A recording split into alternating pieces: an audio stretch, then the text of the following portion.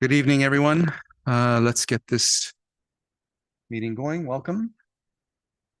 The time is 7:02 p.m. on Wednesday, March 27th, 2024. I'd like to call this Active Transportation and Traffic Safety Advisory Committee meeting to order. It's not working? Can you hear me? You can't hear me?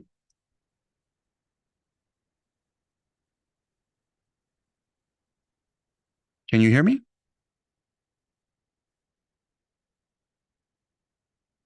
Let's change. No, good. That's fine.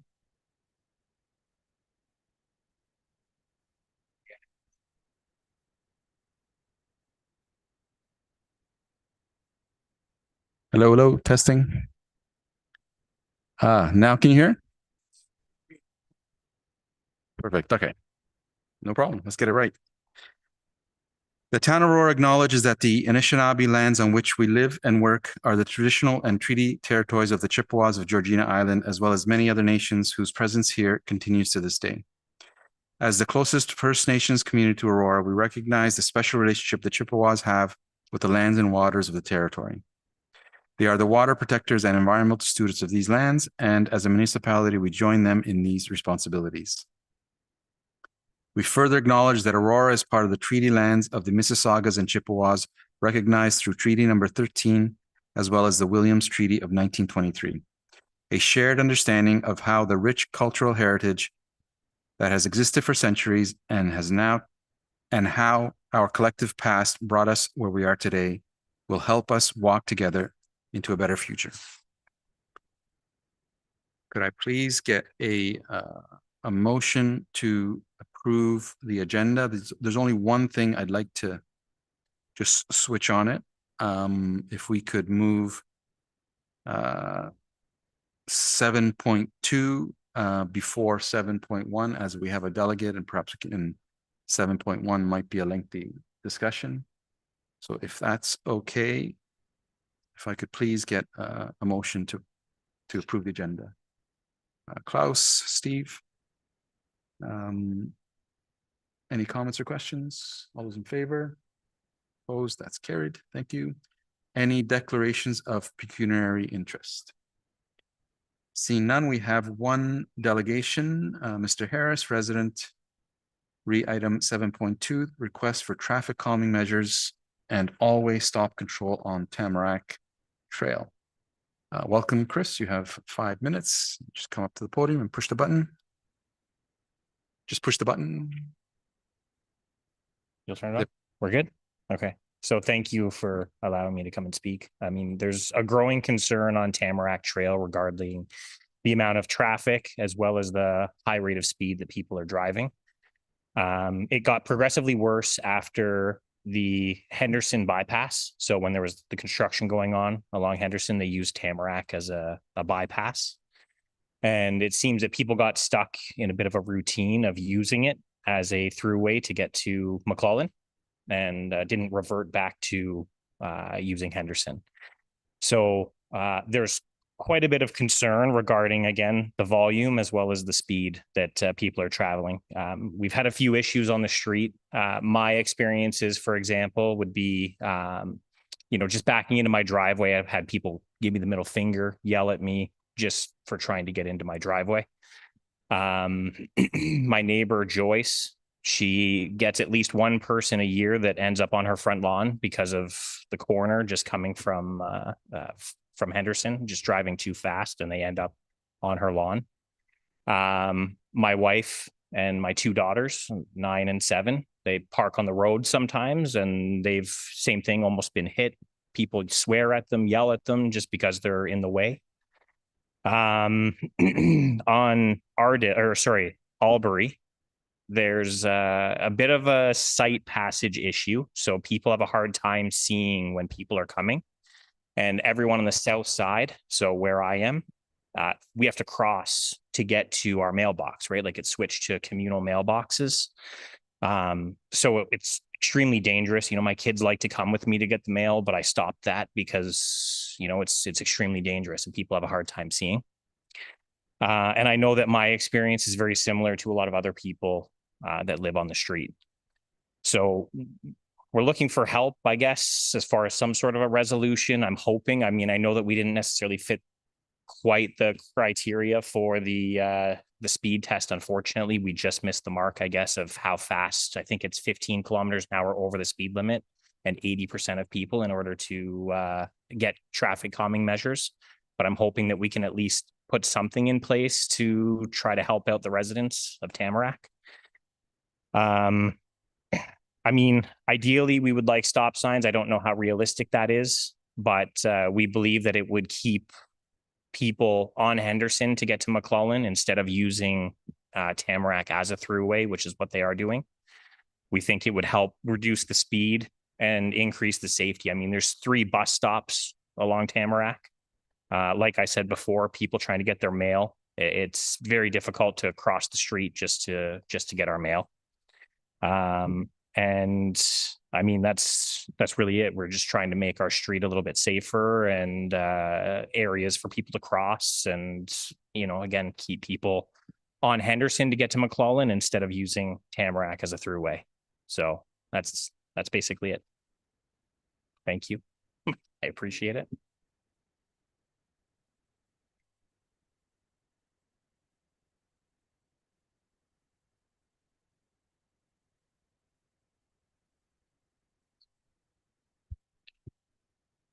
So thank you, Chris, for that. So Tamarack, if I'm to understand this, all the way up, curving up and around. Up and around I'm looking at the map, and I've cycled on the street. Just as an aside, I have a little project to cycle and ride on every road and street in Aurora. So I've done 80% so far. I have a few more to go. And it's a beautiful street, by the way. Kind of goes uphill and all the way around and down. So people they're going all the way up there as a bypass from Henderson.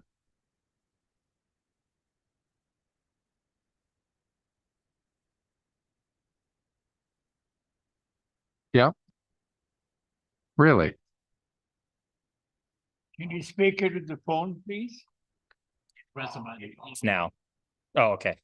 Yeah, so they're turning left onto Tamarack from Henderson, flying up Tamarack to McClellan, and turning left to get to all the side streets off of McClellan, rather than just following Henderson to McClellan and turning left on McClellan, which McClellan is meant.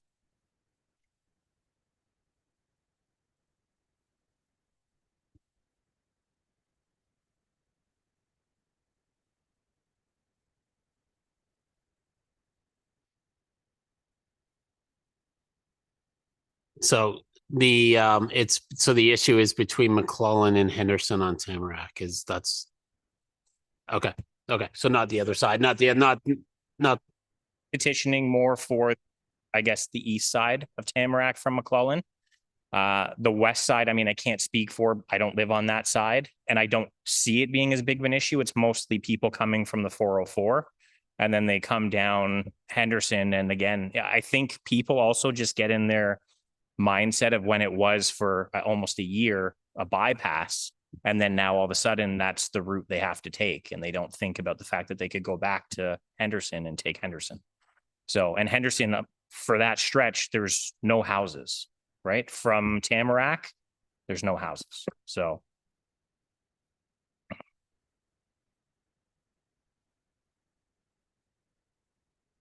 Any other comment?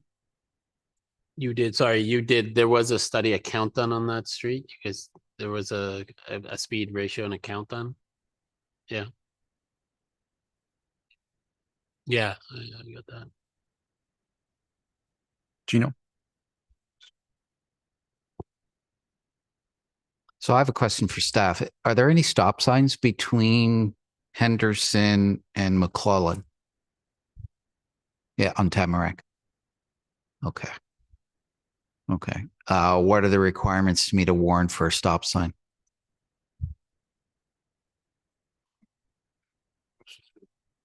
Questions for the delegate, then we'll get into the report, and then we can have questions to staff. Any other comments or questions to the delegate? See none, could I get a motion to receive and refer to 7.2, please? I'll make the motion. Owen, Gino, Lily. Okay.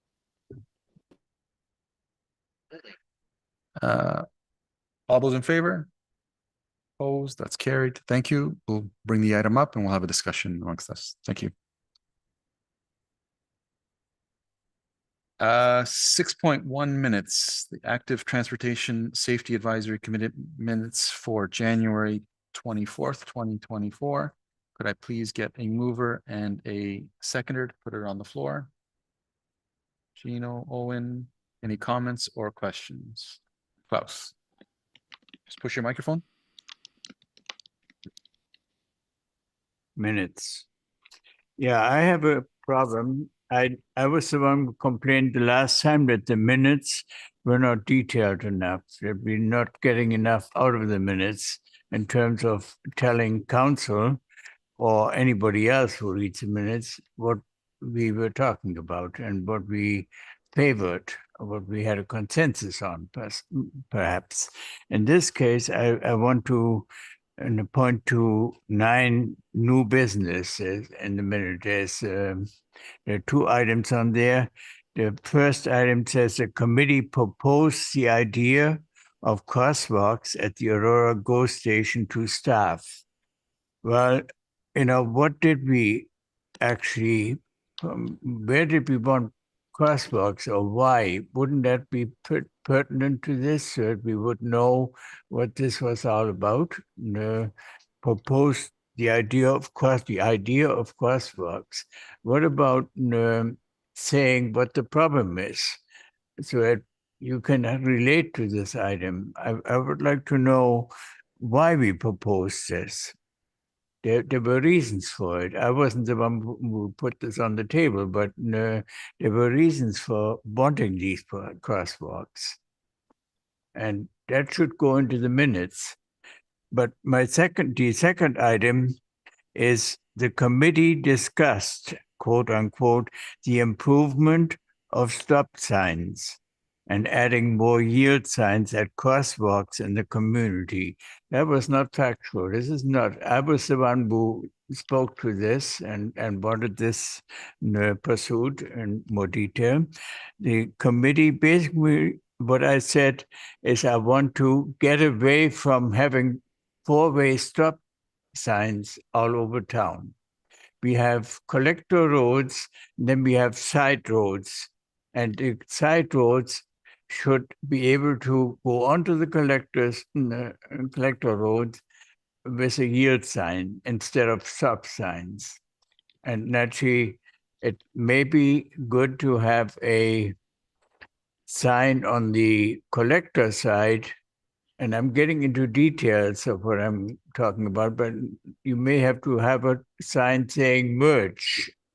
I don't want to belabor this point, but the big thing is there was no discussion really. I just put this on the table as an item that we should be paying attention to, that we should be putting on the agenda as a matter of discussion, and then maybe go from there. But I want to do away with the 4-way stop signs that are in many cases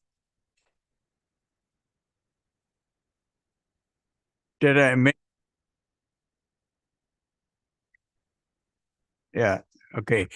in many ways used like a stop sign. People keep moving. They don't actually stop because they can see the traffic on both sides.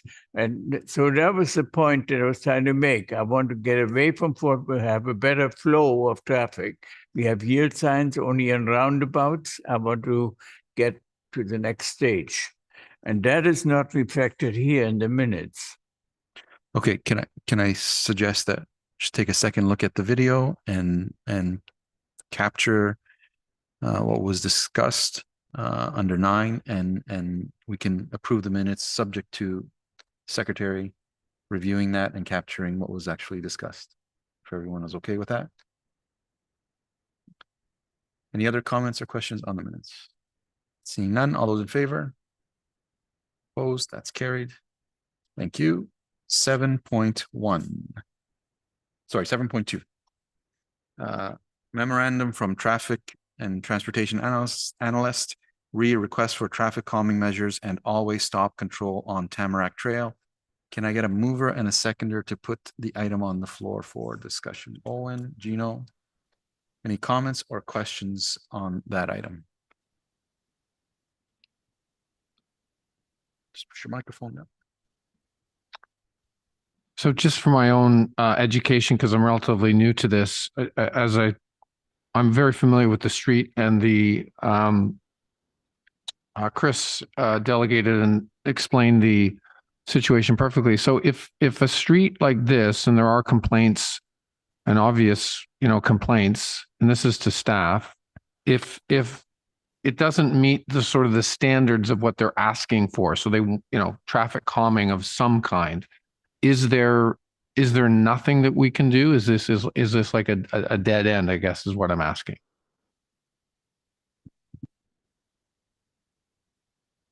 Who wants to take that?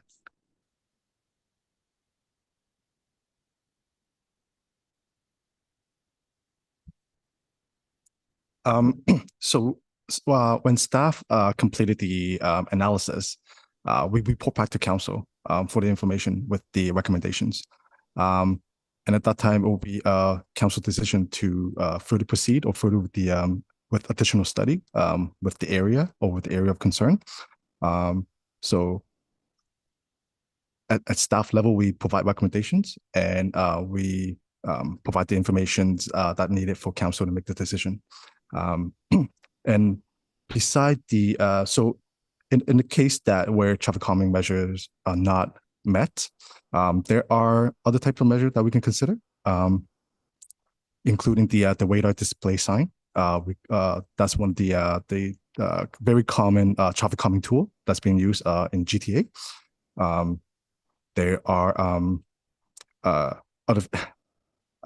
other factors as well. So we could implement active transportation infrastructures, as we know that providing sci fiction on the road that will help with lowering the speed. Educations, so we could have some posts on some media to advise people deconstruction has ended. Please continue to use Henderson. Tamarack is not a pass through. So there are other measures that we can look into beside implementing traffic calming measures on the streets.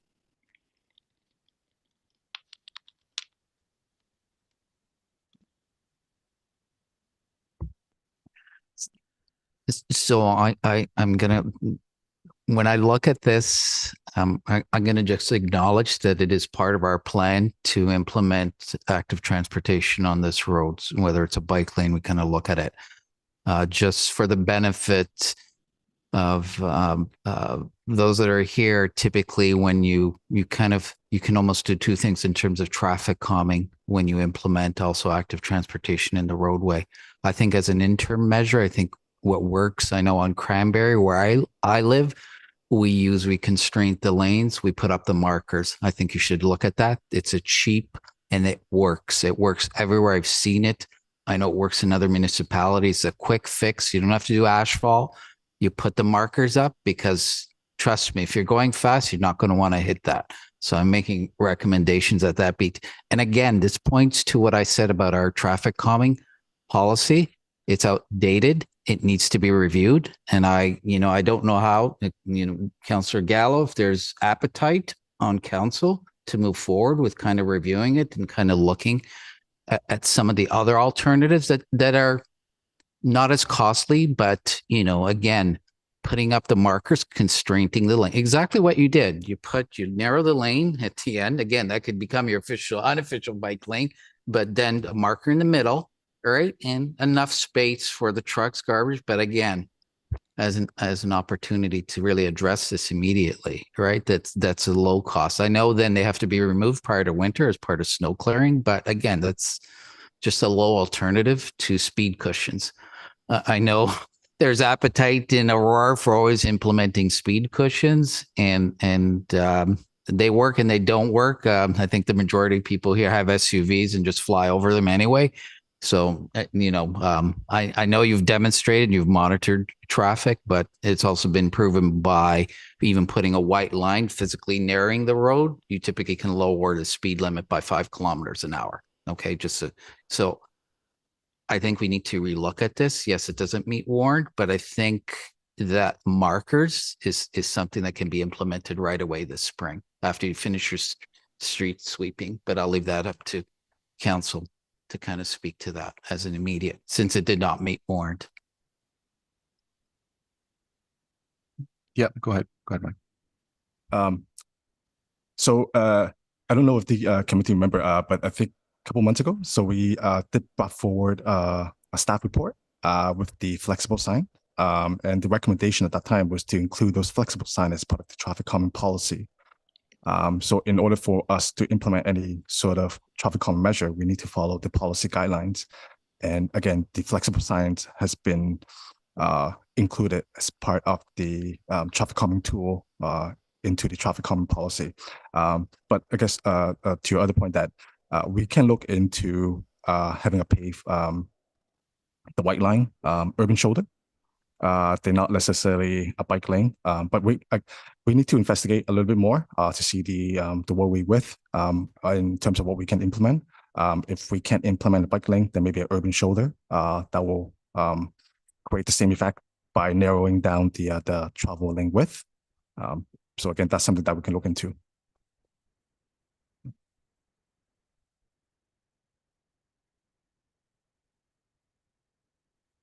I know it's not identified in the capital project for next year, but it should be something that be looked at, and that'll be something that I'll be looking at. I know this year we didn't have the opportunity because the 2024 budget moved forward, but I think as we've identified this, I want to see a strategy as part of the active transportation, how you're going to implement this over 10 years. Every item that you've listed, I would like to see this how we intend to plan.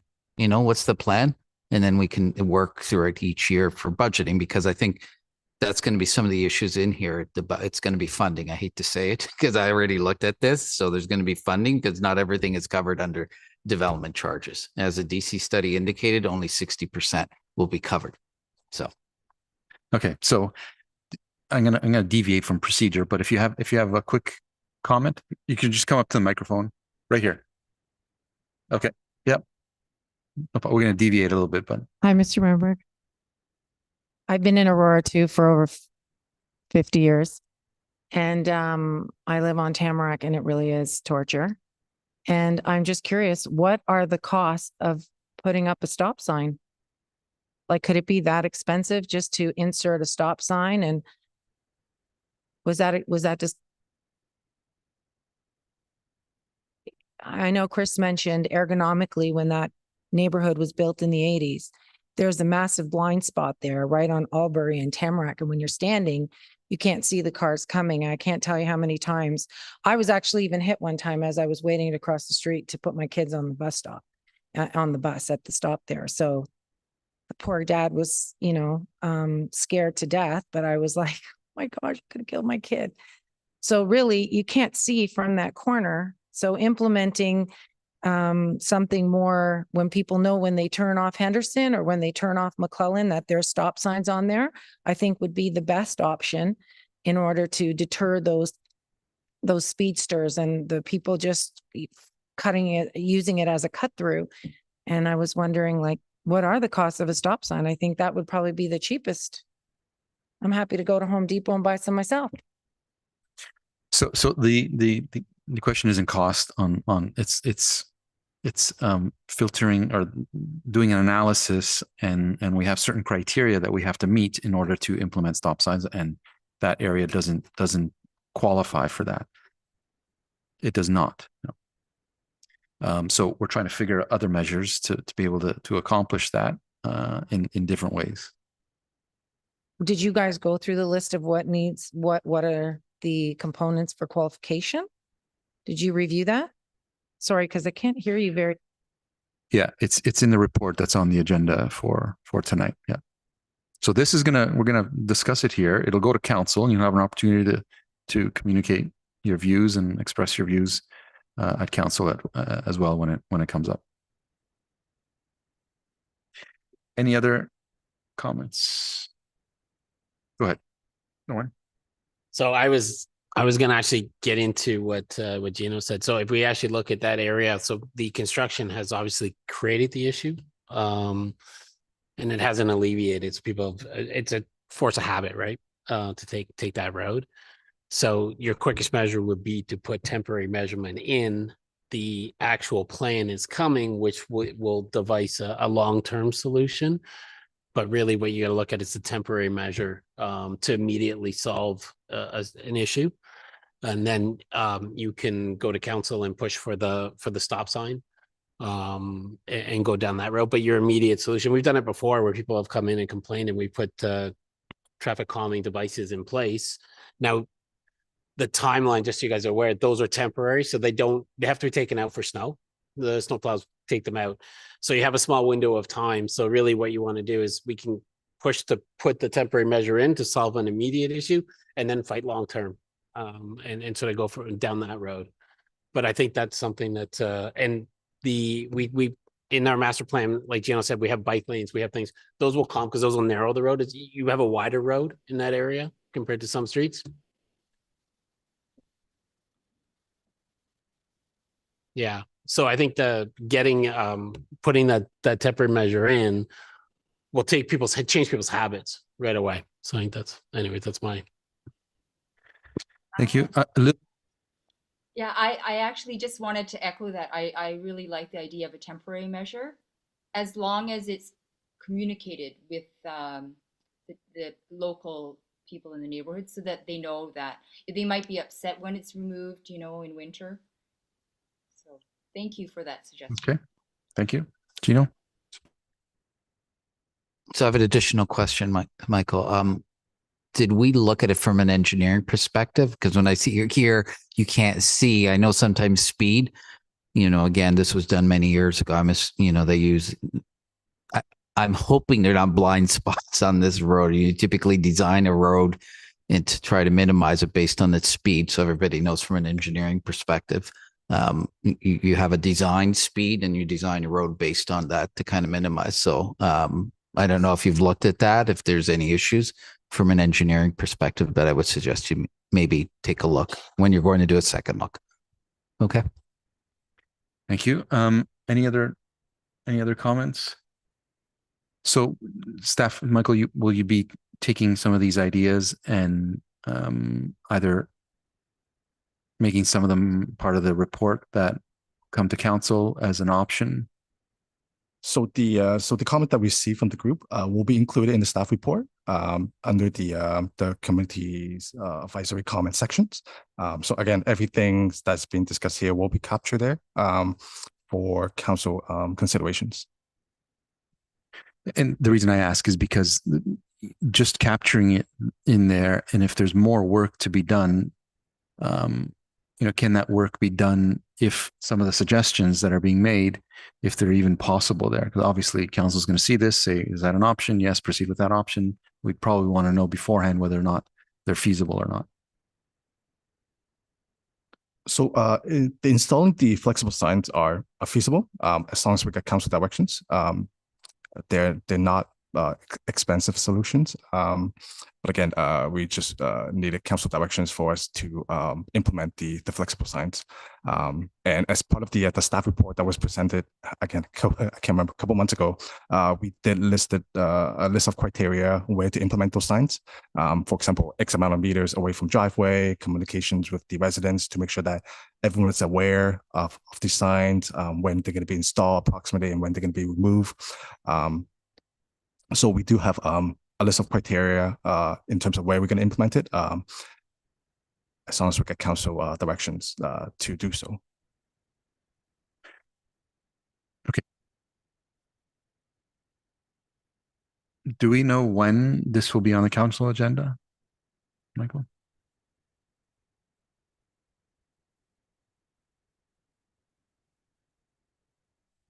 It's on the May 7th committee of the whole agenda currently. Yep. May 7th. Yes. So the Thursday or Friday before, the agenda comes out. So you'll see the report. If you go on the website, you'll see the report. And you'll see what staff and what council will see, and you can have delegated status and communicate to the council. Yep. Steve? Through the chair to staff, what are the, and I love the flexible bollards. I think they're fantastic. We've had a couple issues over in my neighborhood near the schools, and they put them in the summertime, and I noticed that like cars are going slower. I'm just curious, what's the cost to those? Just for my own education, and like it seems low cost, but I'm just curious, what is the cost? I don't I don't have the actual number with me. But if I were to estimate one set including 2 side poles and a middle sign, I would estimate approximately maybe 2,000. But again, I can go back, get the more accurate number, and I can share with the committees.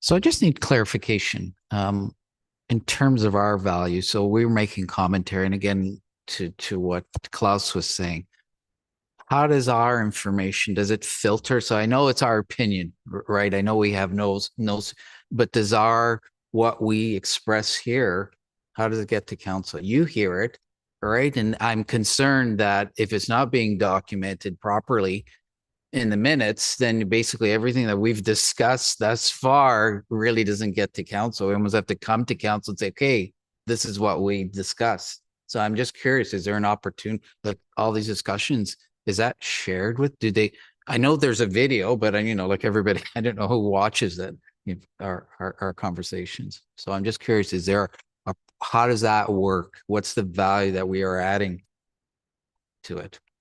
So staff capture your comments and implement them into the report that comes before council. They're not in our minutes. Their staff is listening and taking what you've said.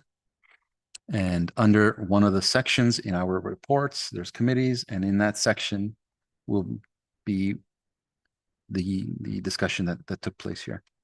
Obviously, I'm there too, and I can relate if something is missing, and I pick up on it naturally, that I can bring it to council's attention. That's how it works.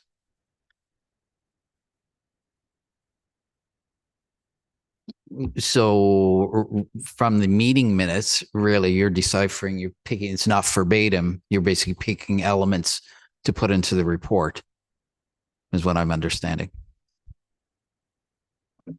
So in the report, we capture the comment provided by the committee members. We don't filter, we don't select. So anything that being suggested here, we categorize them. We don't list every single item, but maybe we'll categorize them into a more cohesive item.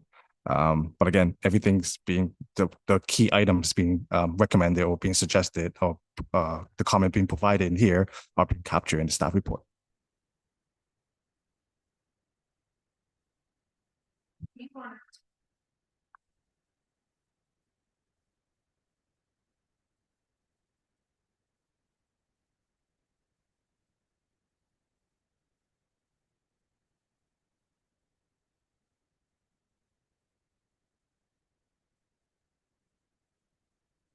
You can do that and delegate to council and express all of those views there. Again, this committee is just providing some suggestions. Council ultimately makes the decisions. If you find it helpful, if you think it'll be helpful, absolutely. If the information that we have here isn't accurate, yes, it's very helpful. Yes. Any other comments or questions? Seeing none, all those in favor? Opposed, that's carried. Thank you. Thank you.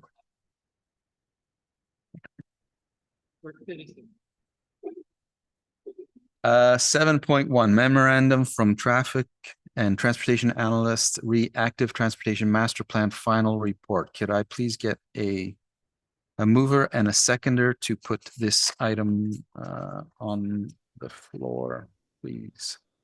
Yes. Owen, Steve, Okay. comments or questions? Just hit your microphone. So we're done with your item. Sorry, we're done with your item. If you want to come to council. Yeah, thank you. Thanks. Any comments about 7.1? Master plan? Yes. Seeing none. Don't all jump in at once. Sure, Klaus, push your button. Yeah, Saw you had the longest comment, the email, yeah. which we finally got. Back another.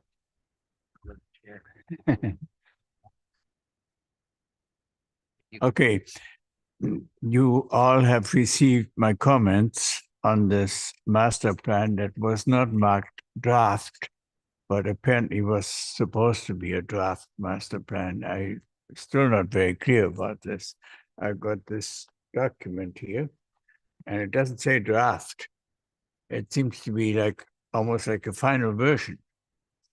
And I was a little bit perturbed by that, but nevertheless, we were asked to comment on it, and that's what I did. And I more or less played catch up because until the very last meeting we had, the last minute, there is documented here in the minutes, I wasn't in on these things to any great degree. I was at the meetings, but in the other rooms, I couldn't follow. Then we had one meeting in here, and the equipment wasn't in order. So I had to catch up on a lot of things that hadn't been discussed, basically. My major problem was that we did not go into pedestrianism and walkability to the degree that an active transportation master plan development would compel us to do. And there were crass examples for that, which I'm just going to say the one of them was that we had a book from the Ontario Traffic Manual, book number 18. It was about cycling, and we spent a whole session on that. We did not put forward into any meeting book number 15, which is on pedestrianism. Now, that is an inequitable treatment of the two major components of active transportation.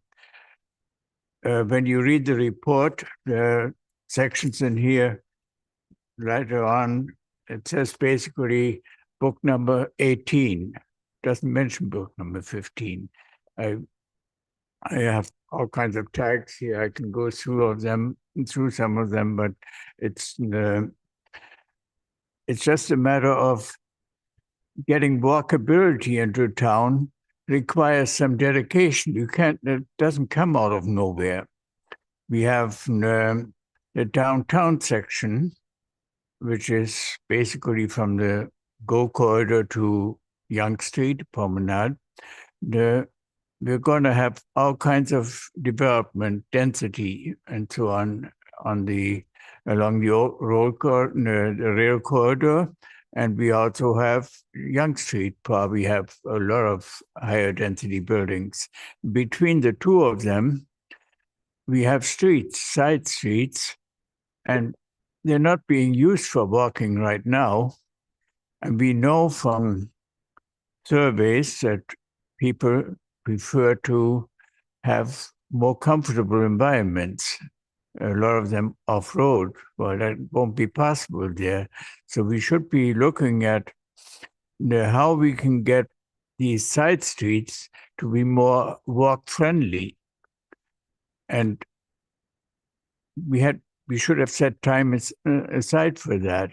I made some suggestions in my comments as to how we could maybe go about this, but a full discussion would have been very much in order. We had the complete streets concept on the agenda, But as far as I could figure out, it wasn't discussed. It was one of those meetings where I wasn't fully able to participate, but I should have been able to figure out when we start discussing complete streets. We didn't. So the agenda was there, but it's the failure to discuss this thing didn't give us an opportunity to find solutions to walkability in downtown area. We need walkable traffic or walk traffic for the downtown business area. We need foot traffic there. And we're just ignoring the whole thing. That was one of the things. I also maintain that whatever survey results we had from our various surveys of the public, those survey results should be channeled back to this committee. We should know about those results and comment on them or find them supportive or not supportive to some of our views. But if we don't have the survey results, we can't do this. Now, I have experience with the development of a master plan, Trails master plan. And in that master plan development, we did have surveys as well. None of these surveys, either then or now, were statistically valid. But there was one question, and I'm giving this as an example. There was a question as to whether the people who were then walking along sidewalks and cycling along there, would they prefer an off-road parallel corridor that was, in other words, not on the road corridor at all, and would be likely an off-road trail? Would they prefer that? And 96% of those respondents would have preferred that. And this is out of about 100, I think. That gives us an idea that a survey would be a very good indicator as to what we should be looking at in terms of where our walk-friendly environments are. We can't do this if we don't have the survey results. I was pushing hard at that time to get off-road trails in place, and I wasn't getting anywhere. If I'd had the survey result, I would have been supported, and I could have quoted from that, etc. That is what surveys are all about. I was given 2 reasons why we shouldn't have survey results. One was that there was private or personal information in there. Okay, maybe there's something to it. But the other one was there was the inappropriate language that we shouldn't be reading, we shouldn't be exposed to. Well, I can't see that. I'm an adult and I can cope with inappropriate language as well as anybody else. So the reasons that I was given, it was verbal, didn't sit well with me. I'm still not having the survey results other than what is in these summarized versions in here. I don't know. I would like to have the source information. I can then make up my mind whether the survey results that were summarized in here were representative and whether they gave me all of the good ideas that may have come out of there. So I'm still asking for those survey results to become available in its source form. I did, at the very early stage of this development of the master plan, ask for some survey results, and I was given some, but there were 3 or 4 results. They were presented in a way that I had some trouble understanding, why there would only be 3 or 4. There should have been plenty more by that time. But it was early, so I accepted it for the time being and was hoping that we would get the rest of them when we were on the committee. It didn't happen. So anyway, those are 2 of my comments. I do have another one that I would like to emphasize a little bit, and that is in order to get on with implementing some of what we intend to do in the Active Transportation Master Plan, I suggested that we have a map for each catchment area, for each school, outlining the active transportation corridors for those school catchment areas. And that map would be given to each student and to each parent, separate to the parents. And then we would have the whole community involved in active transportation. It wouldn't cost an arm and a leg to produce a map, but it would require dedication from the staff to come up with the best possible version of where students could go safely or cycle safely to school.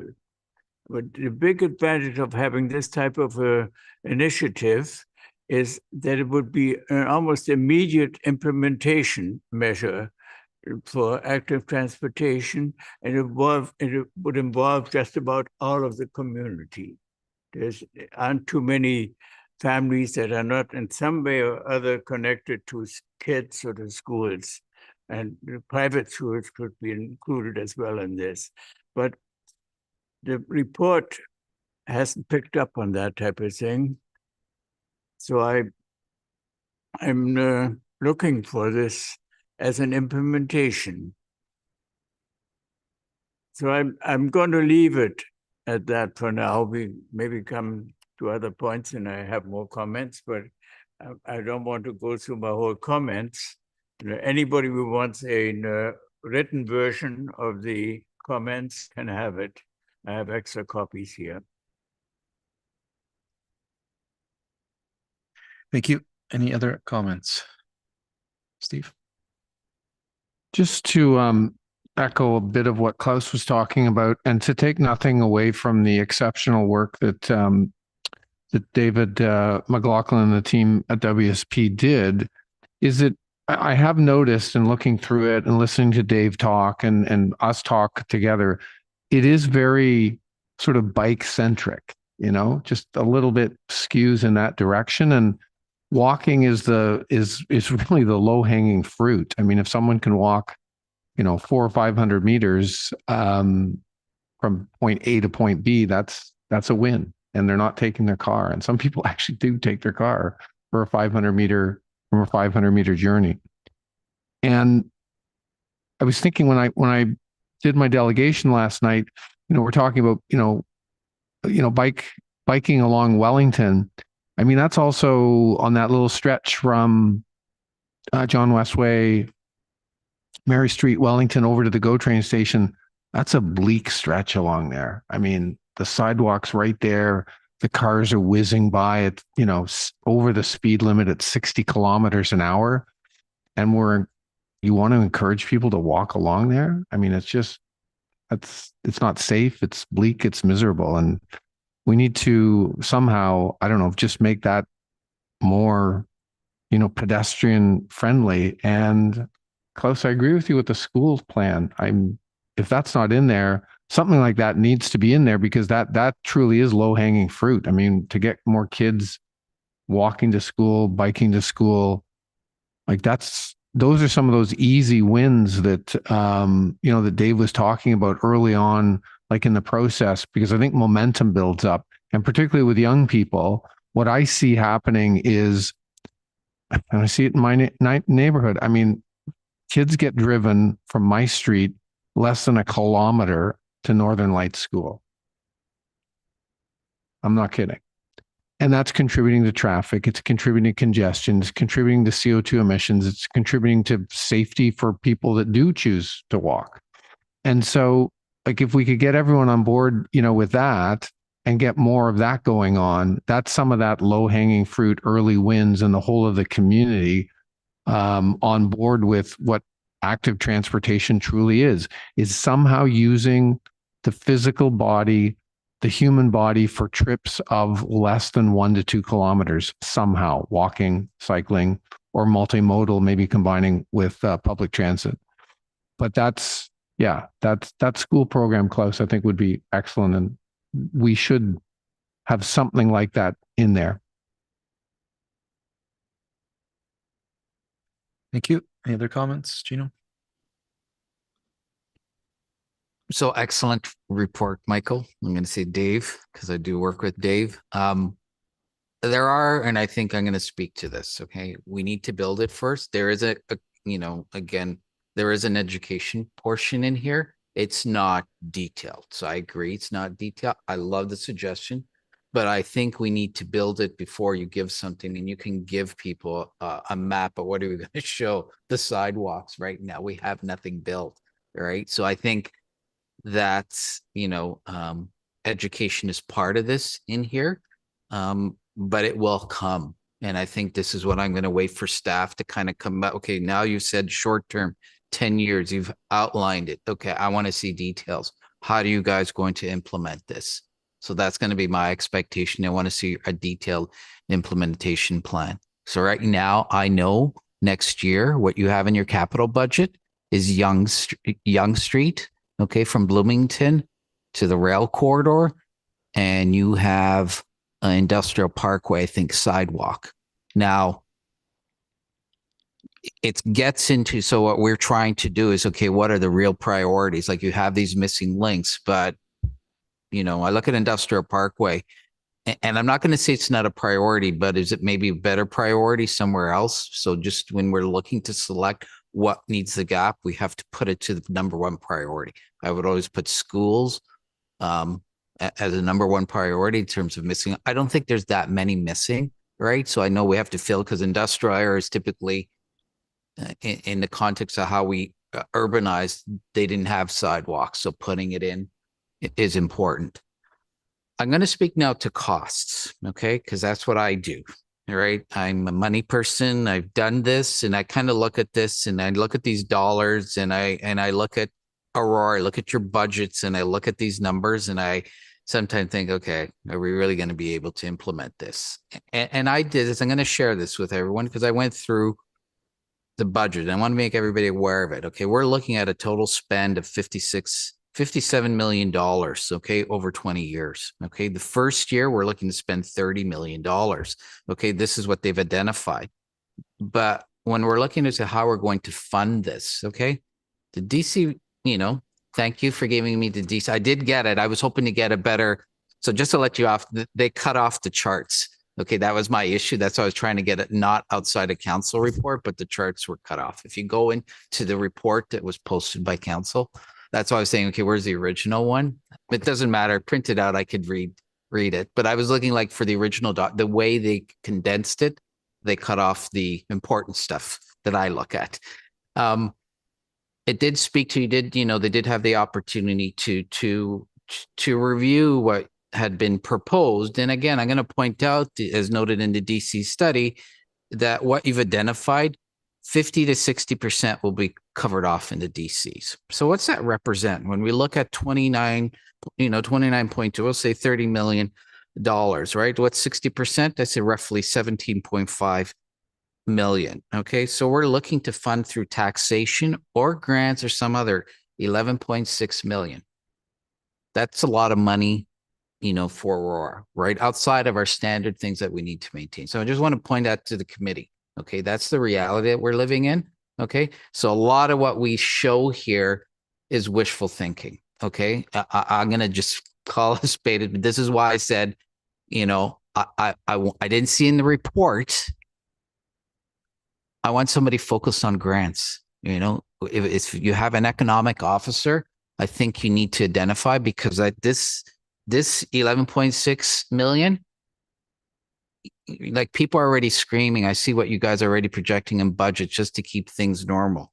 If people were to look at this, it works out. I mean, I have to admit, if each year, so you're looking at 1.2 million that we would need. Okay, just when you're looking to average over 10 years. So I just wanted to raise that point.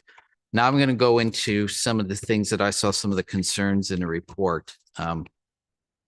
As it relates to that I didn't see that are going to need to be addressed. And Dave's not here, so I don't know if I can ask him, but I when you're implementing cycling, you need to review street lighting. Okay, I'm sorry, that's got to be. I don't know if it was included. I didn't do that. That's a must. Okay, because when you guys move forward with real term, You didn't really review to see if that lighting met current standards. And I know, because I did it for another municipality, that a lot of the lighting here in the old existing areas do not meet current standards. Absolutely do not. Right. So if you're going to be putting in cycling, and I know that's an additional cost to what we see here. This is the reality. I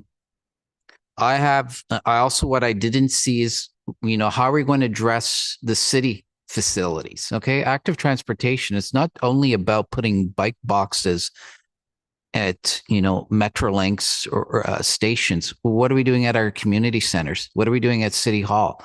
Every single public building, we need to take advantage of that. So I know facilities, there's something that we're looking that we need to address. I think city facilities, if we're going to lead, you need to lead. Sorry, the town. I'm sorry, town. Apologize. I know. Is that bad? Sorry. So I think you threw me off now. So I think for city facilities, like if you're going to lead, you have to lead by example. So what I learned was when you go to and ask a developer saying, oh, I want this, when you come to City Hall, we should be an example of what active transportation. I think we are. You see the pathways, but I think we have to also demonstrate when we're asking, because every time we ask them, okay, we want, the typical O-rings to put our bikes on. We're not going to ask them to do bike boxes, but I think we have to look at commercial properties when they come in. Okay, they want to do something. You're saying, oh, by the way, I want a sidewalk. Okay, I'd look at Metro. Okay, they did all that renovation work, but they didn't build a sidewalk, a nice sidewalk. It's all parking, but there was no sidewalk. I know they were renovating, but again, if there's opportunities where they come in saying, no, you need to put a sidewalk in so I could walk there safely. Okay, how do I cycle? I want cycling facilities there. We need to start encouraging and thinking that. So it's city facilities, but also site plans when they come in. The point also too is when you've identified, and I'm going to say that because these are regional, these are structural issues from the province. Okay, it's how we are governed. Okay, we're governed by the Municipal Act. The Municipal Act says that lower tier municipalities, okay, are only responsible for sidewalks. Okay, there's nothing in there about street lighting. I don't think Aurora has a street lighting agreement with York Region. Okay, and I don't think you have. So when you start and I see multi-use path on Yonge Street, I'm going to say, no way. Okay, that's not our responsibility. MUP, York Region, let them fund it. Let them fund it. The biggest problem I see on Yonge Street there is the grading. Okay. If I were to factor that dollar amount that you have to put in there, this is all York Region's. York Region is responsible. They have jurisdiction over the regional roads. They need to create the platforms for us to build that sidewalk. I'm sure your DCs, if I were to go in there and scrutinize them, I haven't, that you have not put in extensive money in there. And what are you going to do if you hit a culvert? Are you going to extend a box culvert? Is that your response? Is that a town responsibility to do that? How are you going to do, so are you going to put a temporary Jersey barrier to get it to circumvent it? Look at the issues that we're having on St. John Side Road. Okay, which I think you can stick something in there, but as an aside, and I think that's critical. Okay, because I know there's concerns raised at your last meeting, if it was Councillor Weiss, if I'm not mistaken, was still looking for a crossing. And we looked at it and I said, no, there's sightline issues. You'll never get it there. We can maybe put it somewhere else. But until that road is reconstructed, you're not going to pick the ideal place. And this is where I get into some of the commentary. You kind of said it, but you didn't say it. Whereas the developers are coming in, we need to also have a policy saying, hey, even if though this, like that boulevard, I look at St. John Side Road, you need to create the connection to the existing sidewalk on Yonge Street. Okay, you guys say it's not possible. Okay, I disagree. Owen and I will go out there and we'll tell you how to build it. All right, we did it on Rutherford Road. We put Jersey barriers, okay, before the region got around. It was a pain, but we had something. So these people are now going to move in there. How are they going to get out? That's going to be a complaint that's going to come. York Region has that in their construction, I think in 2040, I think for reconstruction, 2040. Okay, you guys willing to wait? So I think that's a concern when you're looking at that you need to address. Let's see, funding, street lighting, regional platform.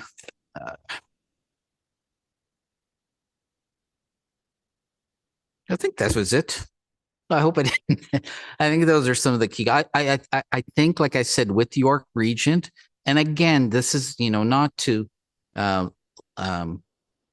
that I want to land base York. We're dealing with things that probably worked years ago, and this is why everybody's looking to a new deal. We need to really look at what the roles and responsibilities are between the locals and the region. The locals can't be responsible to implement the sidewalk, okay, and spend local money to build a platform that's really the responsibility of York Region, that has the bigger, you know, that has the deeper pockets to construct that. So I know you've only put 200,000 in to start the preliminary design, but something that you should consider and raise. You shouldn't be doing York Region's work. You need to have a deal with them to get it. And I know they have different priorities. That's the problem. They get pulled different ways. But I think it needs to be addressed.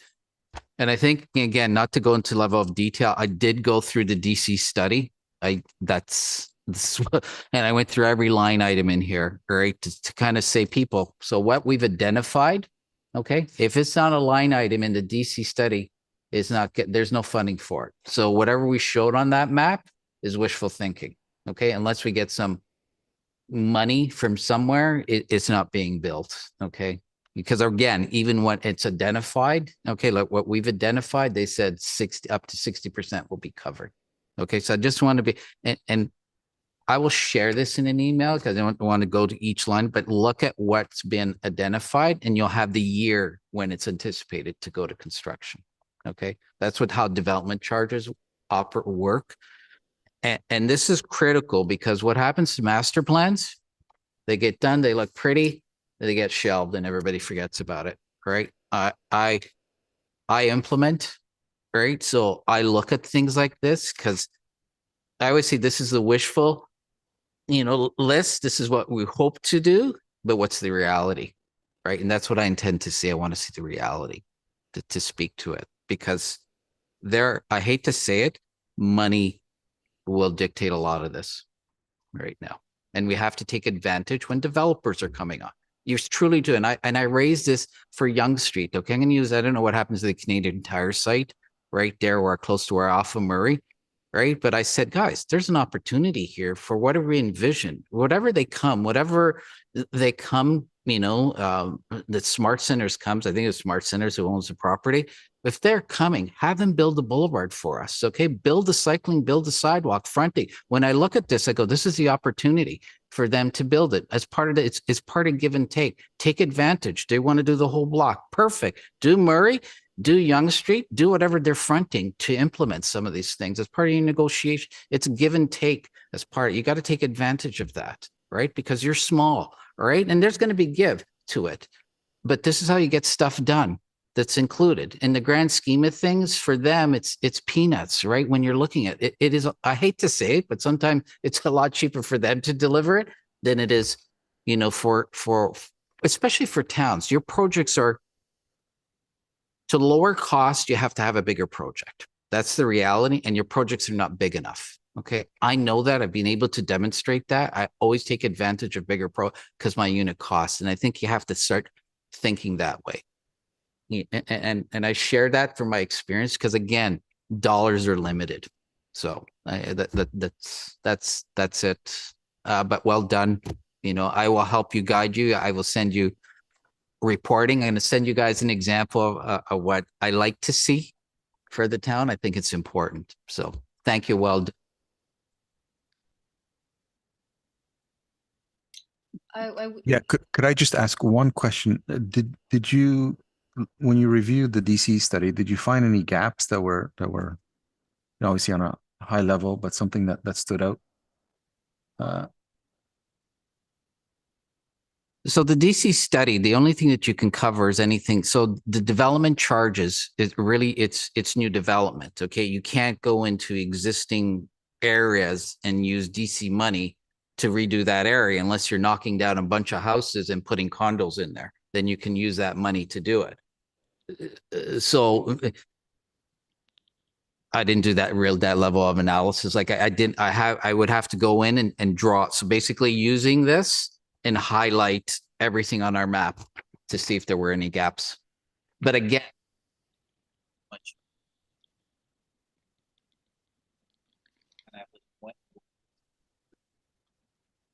you kind of have to look at the delivery dates. So everything that's in here, again, we're looking at 20. So the DC study, the issue that we're having now that Dougie did to us is that DC's study used to be updated every 5 years. They're now moving to a 10-year cycle. Okay. In 10 years.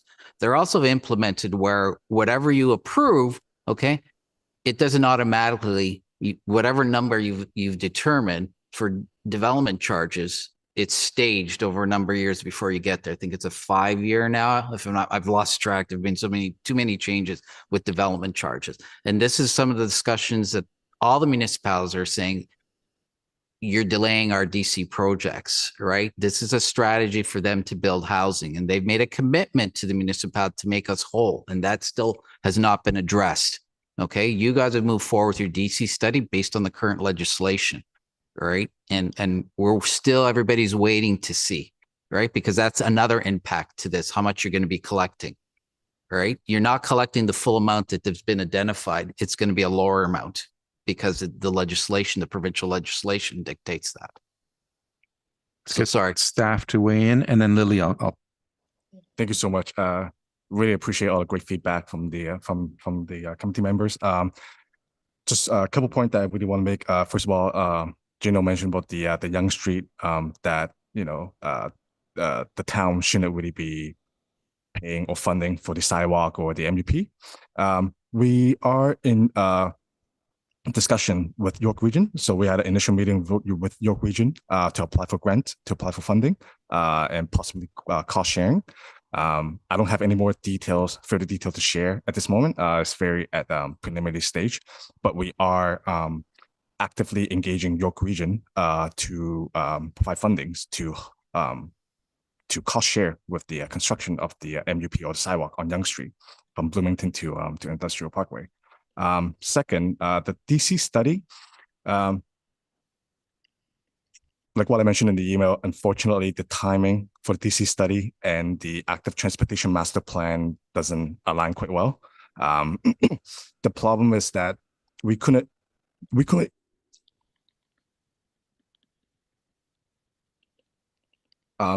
problem is we couldn't include the recommendation in the draft ATMP into the DC study without being finalized or adopted or endorsed by council. So that's the problem. But I was informed that our DC study will likely be updated in 5 years and not the 10 years window. And that's because there are a lot of master plan that's going on right now, including the ATMP, and there are other master plan that could benefit from the updated DC study. So that could be updated much shorter than what is being anticipated. So at that time, there will be opportunity to capture the items that's being identified in the ATMP into DC study.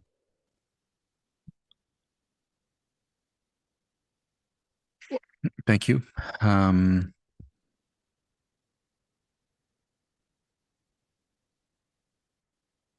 Bit of a different message when I asked the same question at council, but Lily, no, whether we captured all of this in the DCs, and I had kind of an overwhelming yes. Lily? Yeah. Well, Councillor Ron Weiss was informed by the Ratepayers Association leaders, by residents, that it has been brought up for about a decade to York Region, Metrolinx, to council, that there is a real safety factor. So this was even before the Shining Hills developer signs came up between Yonge and Bathurst. So there was plenty of time for sidewalks, crosswalks, all of these things, for that to be negotiated.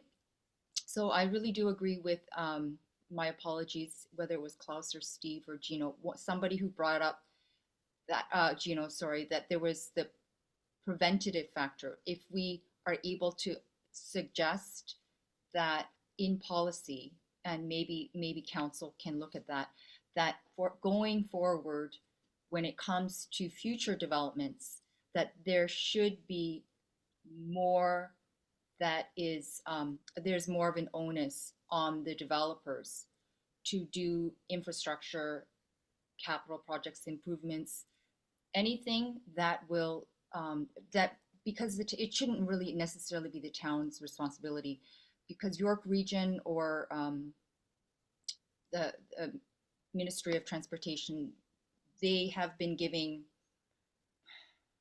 20-year timelines and saying to residents that they will not touch Yonge Street. Come back in 24 years was what was said. So it's something that maybe council can look at, especially considering that there will be possibly 250 more drivers due to the Shining Hills development. There may be the possibility of something temporary as a temporary measure, even if it is something painted, because the drivers and residents in Ward 1 cannot even access St. John Side Road, because during rush hour, the cars are so packed that the side streets cannot even, the drivers from side streets and from any of the crescents cannot even get onto St. John Side Road, because the cars are packed and they don't let any space for cars that are trying to turn right or left. So it gets very I'm backed just up. gonna interrupt because we're trying to focus in on the master plan and any comments specifically. Right. Well, the master plan does mention, for example, page 62, women have self-identified as a vulnerable sector. There aren't enough bus stops. There's not enough sidewalks for women to even get to these places safely, especially with the GO train, with the new parking lot that's coming in. Aside from lighting, if that cannot be done right away, I know on campuses they have the safety buttons and so on for women, but it gets pretty dark on Industrial Parkway. There are long stretches where it's so dark, I don't think a lot of women would feel safe walking that. And just even having one of those stations for ease of mind, I think that would encourage more people to consider taking GO. Another thing is, again, going back to the cyclists, surprisingly early morning, or in winter when it's dark, when they come back, a quarter of the cyclists are cycling and commuting in winter. So again, I just want to echo the comment about increasing the lighting for the cyclists who are actually using those corridors and the paths. Great, thank you. Any other comments? Klaus, just push your button. Okay, thanks.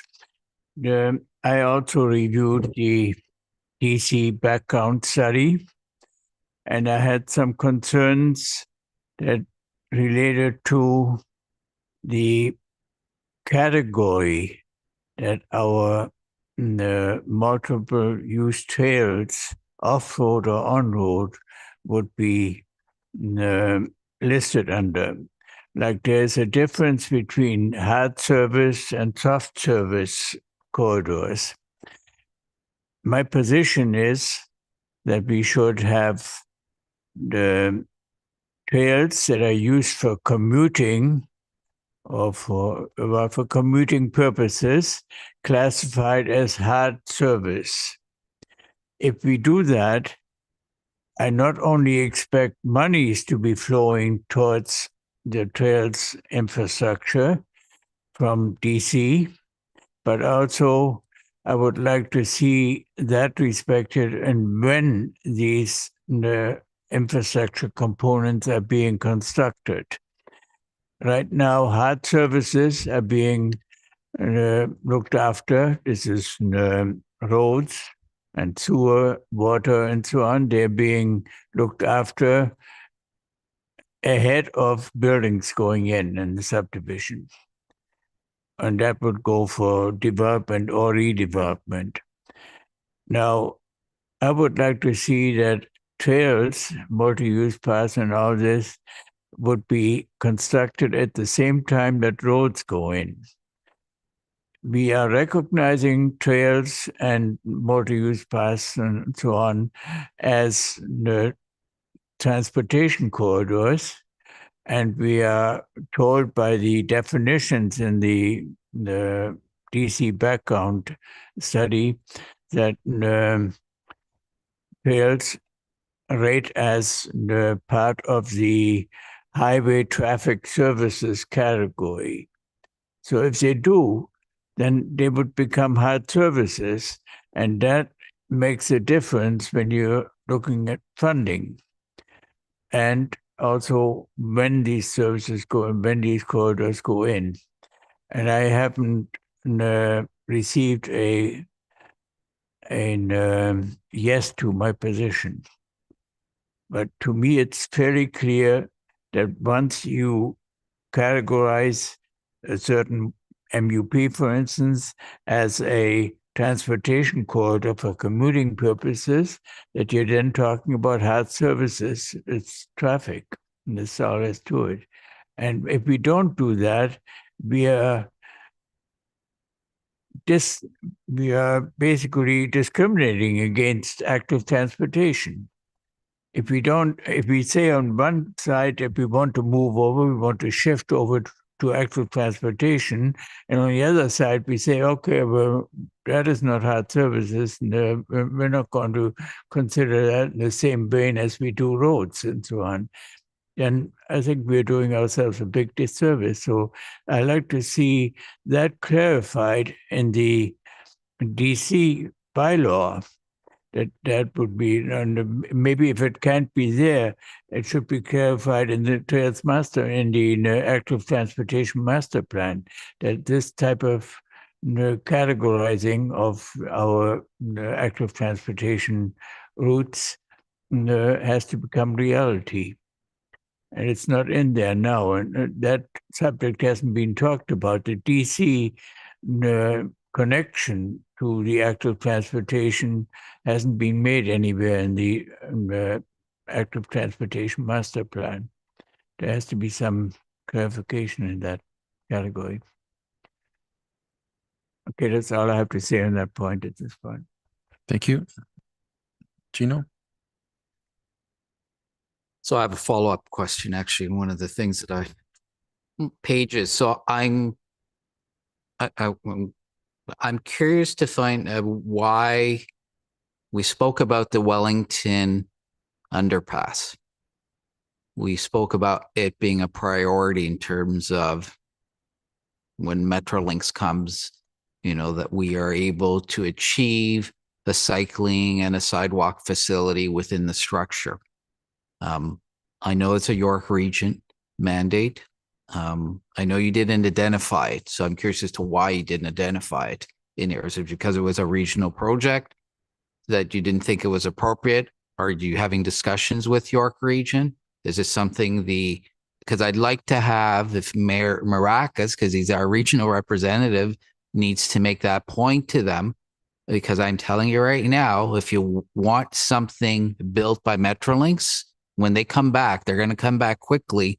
And if they give like for like, this is current, the CEO of Metrolinx, they give you like for like. So if you don't have it, you're not getting it. And if you want it, you have to upfront the money for it. So to me, it's a priority. Just put something in there. We already have an MUP, okay?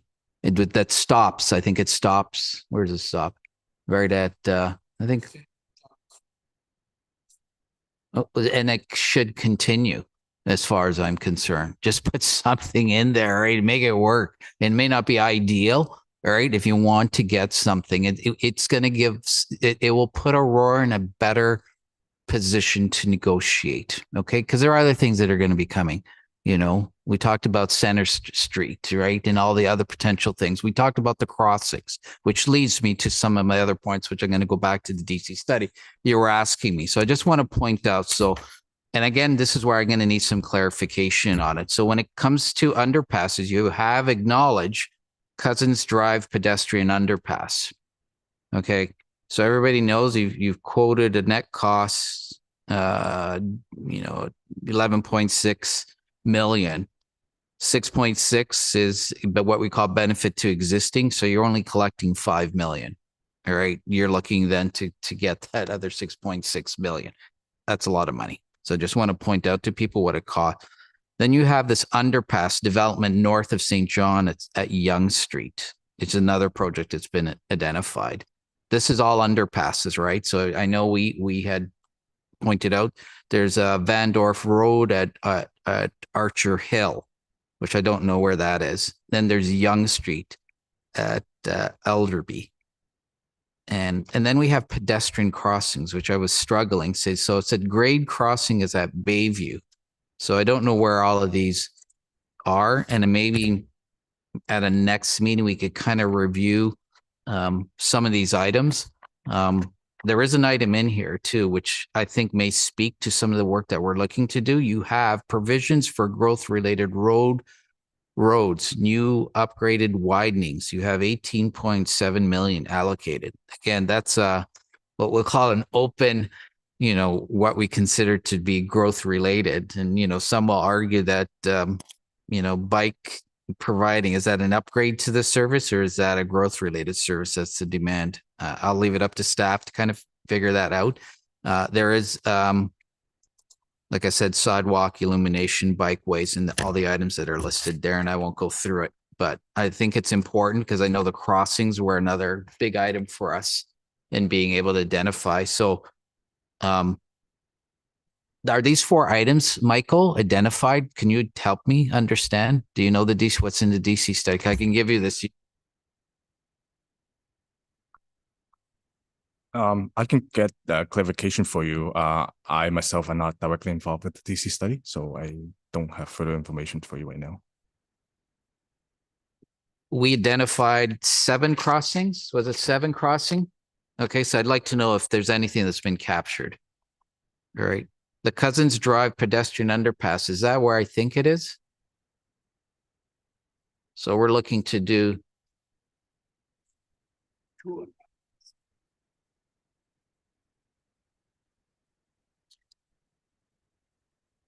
Okay. Yes. South of the new platform, there was going to be an underpass, which is basically the butt ends of Cousins Drive there. That's on the Metrolinx plan. Proposed.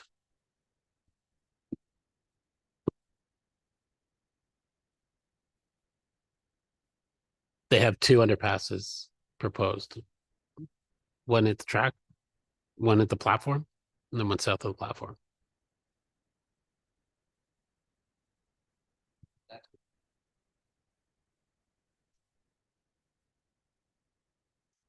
So sorry, was that inside the station?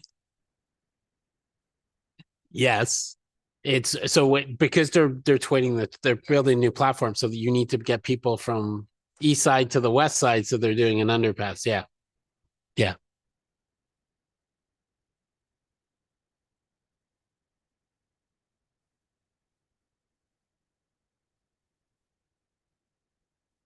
So I don't know if there's a map associated with what was included. That would be nice for us to kind of review. I mean, it's fait accompli, like it's already done. It's not as if we can do anything about it, but at least we know. All right, it's part of our discussion in here in terms of strategize. Again, we're here to help. I'm not here to condemn. That's not. How do we make this better? I want to deliver. Right. So on how do we deliver, the most cost effective way? Because I know dollars are limited. And I'm going to say, however, I was very surprised in the DC study. You got traffic coming for 1.8 million. Like, really? Like, I'm sorry. This is the priorities of the town of Aurora to build speed cushions. Really? I'm sorry. I had to flag that. I just said, you know, and again, I even look at, I see street light pole identification for 20,000. Again, this is just general commentary for you, Councillor Gallo. There's technology now with street lighting where the photo control that controls the light, it's all web-based. You could turn the lights on and off, right? Tagging poles is the old way of doing things. You don't need that. Sorry. Emergency services like the tagging. It's a visible marker. So that's usually who drives that.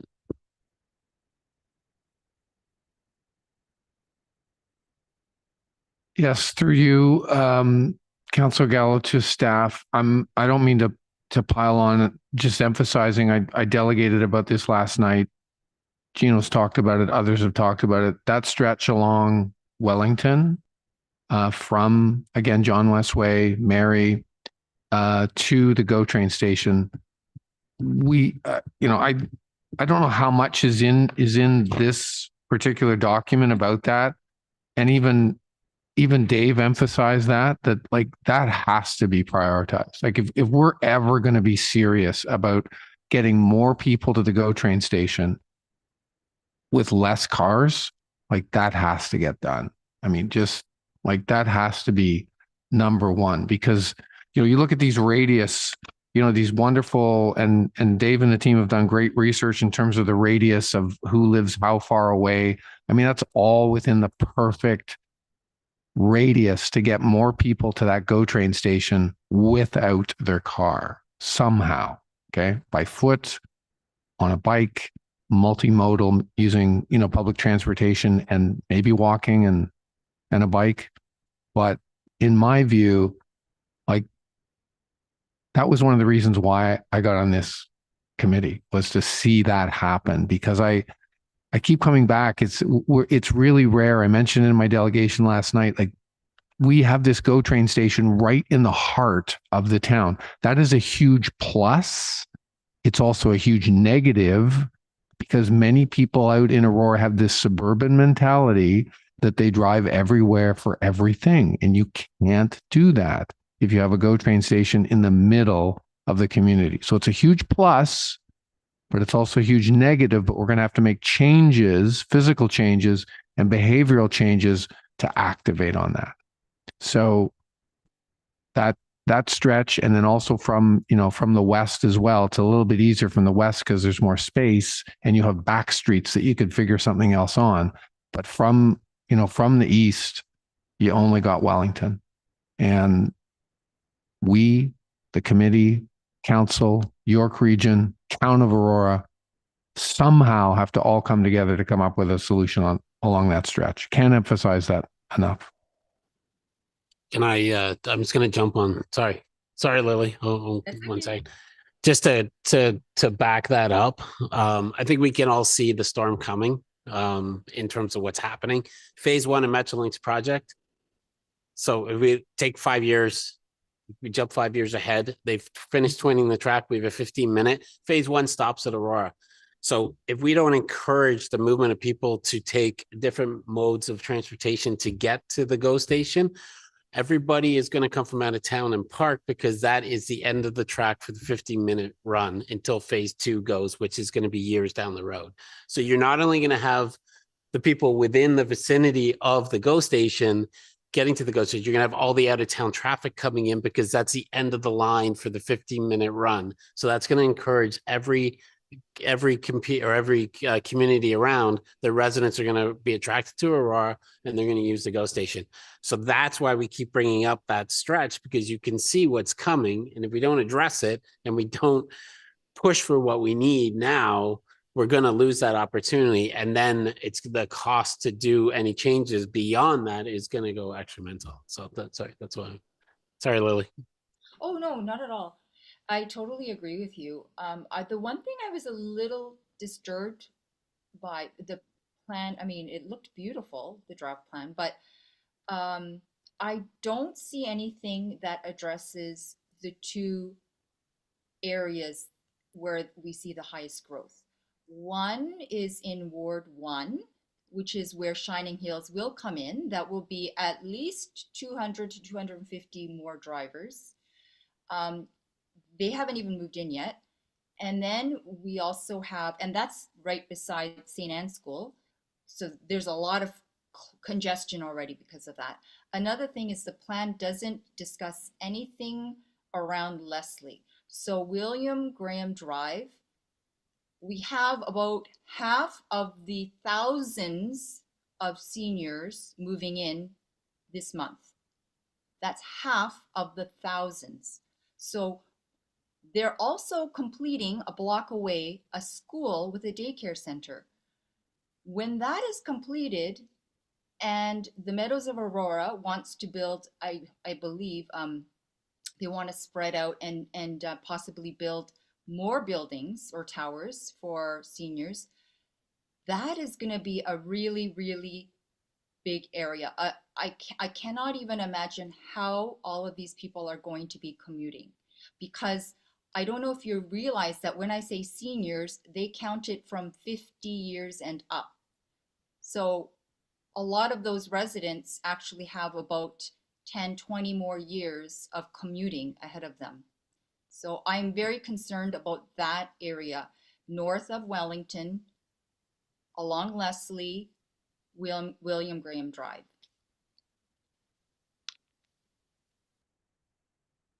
Thank you.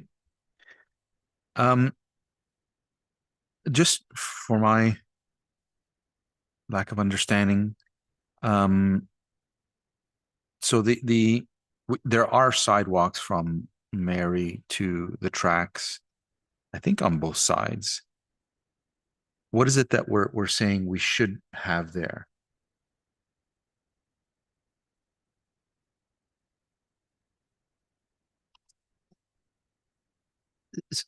So sorry, are we speaking about Wellington at the GO station? We're talking about putting in why. So what happens is because the plan is to dig that up.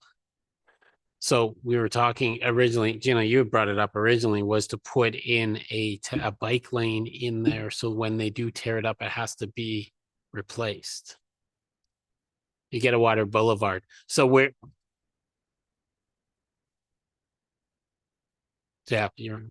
So I shared the image that I could share prior to the new government. So when government changed, the original mandate was to provide, they said, this is so when you build bridges, they're there for 100 years. Right. And this is where we got into the dilemma. They originally, Metrolinx proposed 4 lanes, right? Even though I know it's constrained, right? And I said, yeah, but you got to build for 4. You got to think of growth. We're not going to be around. You have to plan for 4 lanes, right? And the argument saying, well, that's not what you have. You have 3 lanes. They came after 5 and reduced it. And then they also came, we started saying, well, we want, they talk about building cycling facilities. Well, they said, well, you don't have anything. You have a sidewalk. So we're only going to build.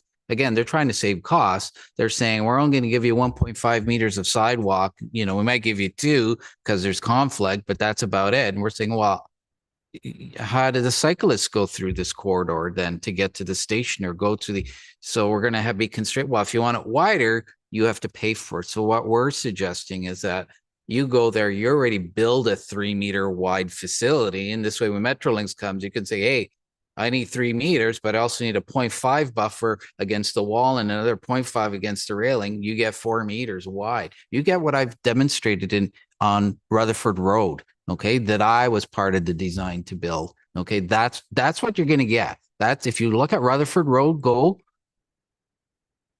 I participated in that design. No, I commented and I'm still commenting on it. Right. But that's what we're going to get up here. And this was the issue that I said, okay, this is why it's critical. If we have only a 1.5 meter side, that's all we're going to get. Unless York Region wants to, pay for the extra. And I'm like going, guys, this is cheaper strategy to move forward with. Build it. Okay. We need it anyway. Okay. And we may have to constrain it, but whatever it takes to build a 3-meter wide facility, right? And we might have to constrain it. I said, don't make this like sometimes you have to sacrifice your design as an interim solution to get something done. Right. When other things happen, then we'll deal with it. You have a condo coming in, I think, on that corner, if I'm not mistaken, where it was at industrial. Where is it? Let me think. I'm trying to think. Yeah, where our tire was, right? right? So I think there's a condo or whatever slated. Well, I don't know if they're going to be coming in, but again, this is where we're kind of looking at it. I think it's viable, but again, this is a York Region road, and this is not a priority. But I think we need to push to get it done and to continue on, on the other side. I'm also suggesting that that road that you guys look at from a, and then I'll speak to York Region, that we do something that we had on Jarvis Street. That in the morning you should have two eastbound coming in, right? And then at night, maybe you have two, again, because we can't widen, it's historical. It's not going to happen now, but as an interim solution, how do you use the lanes that you have more efficiently for the amount of traffic? So on Jarvis, I don't know if anyone's gone there, it would switch. I was a pain because I used to see people, but it did work. It's just the ability for us. And that's why I said, if you build, get them to build, how do we build 4 lanes? I mean, I'll leave it up to York Region to have that fight, because they were still coming back saying, well, we're only going to give you 3, I think it was the updated version, but at least we can get the boulevard. We'll fight that fight. So this is why we were pushing it as a focus. I also want to reiterate, it's so critical too. I got Library Square, guys. We spent $60 million on this damn thing. Okay. We also have Town Square. We have that jewel of the armory that we spent money on. I'm sorry. This to me is like a magnet. If we're going to spend, we should be going internal. I look at this, I walk there. I said, this is beautiful. We need some MUPs to connect, go to the Library Square. Where the hell? I go to Library Square, where are people going to park here? Right? This, I look at it and think everybody's car focused in this municipality. How do we get them out? And I think we got to think, okay, let's build. This is why this is kind of that element. Okay, we can do Wellington, but we also got to look at the internal, that we can spend. Get York Region to that. And then we got to contribute to this too. And that's why I said, okay, I know we didn't focus it as a priority, but again, if we're doing road resurfacing, I see you guys are doing some work in there around Towns Park, maybe we need a 2-meter concrete sidewalk. Because I look at it saying, I can come out there and I make suggestions, right? But I think you got to take advantage when you're doing road resurfacing in there to kind of look at this and say, so I digress, but I wanted to accomplish one thing at a time. I'm trying to focus in on, I'm not sure because as I'm hearing a lot of different things, first of all, we want to put in this infrastructure. I'll call it infrastructure because there's sidewalks there now. We want to add a bike lane. Who are we suggesting pays for it initially? I've heard York Region. Does the town? I've heard developers. Because it's a valid point. If it's true, it's a valid point that if the infrastructure is not there, and once we get to the point where Metrolink comes in and is going to redo the whole thing, and they're only going to, give you what was initially there. It's a valid point. How do we achieve that? I don't want to spin our wheels and throw these things out and then nothing ever happens. How do we achieve that? Who's paying for it? I seem to remember, because this discussion came up many times, and Dave saying, there's challenges, there's light poles, and there's all kinds of things that are happening there that we can't accomplish. We don't have 3 meters, But what's the motivation for the town to do it past this committee suggesting it? It's not included in this. We've heard some challenges from the consultant.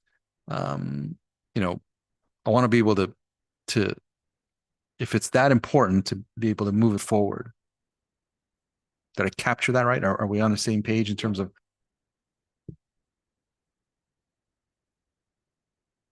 I'm going to jump in here. Okay, you get it. It becomes a funding issue, right? Which is what you're tying into now. So you have really, it's what Gino touched on. Sometimes you just pay a little bit to get a lot, right? So if you don't do it, if it doesn't get done, Metrolinx is going to give you a carbon copy of what is existing there. The problem is the town growth is going to far exceed what they're going to give you, and then the town is now going to have to foot the bill down the road. So when you look at where's the money coming from, the money, what that needs to be done in the next 2 years, something needs to be implemented. It needs to go. Next year's budget's done, so you need to look at doing it, and you need to put pressure on the region as well, because that's, you get some of the funding. So what you really should look at is a shared model, funding model, to get something in there, and then that will get accomplished what you need. Really, we're just trying to get you a solution. So when they go to build it, when they actually do the final design on it, they have to meet the spec that's there. And then that gives you, or else you're into a ton of money down the road, which is going to put a lot of burden on the town. Okay, it's clearer. Lily, do you want to, and then we'll Virginia again. We can't hear you, Lily. Your mic, Lily. Going back Yep. to the shared funding model and developers, I'm a little concerned because I don't see in the draft plan something pertaining to another large or high density development that's going on. It's across from the library where the Aurora United Church burned down. So they've already built, basically, you see that they've started building it. I don't know why there's 100 million that still needs to be raised, but obviously there isn't the funds to actually somehow connect the last mile connectivity. I don't see how that development is going to connect the residents to the GO station, because there are so many accidents, 1.5 injuries or collisions involving pedestrians at that intersection of Yonge and Wellington. So with all of those residents going in there, I'm concerned, how are we going to help them to safely manage their commute to the GO station? Because otherwise they're all funneling to the Yonge Wellington as pedestrians and cyclists or on a wheelchair, mobility device, whatever it is. That just seems very dangerous. So you're talking for pedestrians to get from there to? For any of them who are trying to get to the GO station. Pedestrian wise, there you'd go through Town Square and then you connect through Town Park, and then you'd end up in the GO train. So it's not a straight path, but there definitely is, and we're looking at even to get a mid-block intersection crossover. So do you think that crossing Yonge, not at Wellington, but there at the library, is there some way to make it safer? Because I think that area is going to have a lot of people crossing as residents move into what's being developed right now. Yeah, I don't know any plans, what's happening there. If there's any more introduction of. Sorry. Because maybe Metrolinx or maybe the region, because it is on Yonge, I'm wondering if we could propose that they share the costs for that.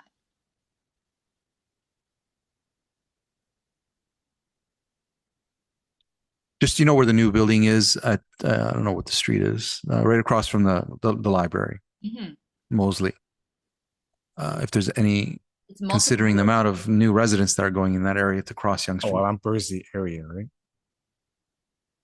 And the question is if there's any proposed pedestrian crossing, not to my understanding at this point. Yeah, go ahead, Owen. There is a crosswalk there. Goes across right where that building is. So right where the building is, right at Mosley, there is there's a pedestrian crossing right there. Yeah. Sorry, I'm saying yes, like everybody can see the map. Yes. Okay, there is. And Lily, just to let you know too, Yonge Street is owned by Aurora. Okay, certain section. Yeah, that's where we have ownership from the bridge to the south to, I think, just to north of. To around Wellington, right? Where? Somewhere north of Wellington. I don't remember which. Orchard Heights. I think Orchard Heights. We have jurisdiction. We never gave it to the region when MTO downloaded it. Okay. I think Richmond Hill has the same thing within the core. Still belongs to. All right. So could we just get, did anyone else have any comments about the Wellington from John Westway to the tracks? Anything new to add to that? Well, I didn't know what you, Oh, okay. Are you talking first or what? Go ahead. well, I didn't know what you were asking about from John West Way. You were talking about Mary Street and then to, or just from Mary Street along Wellington. Is that what you were addressing, John?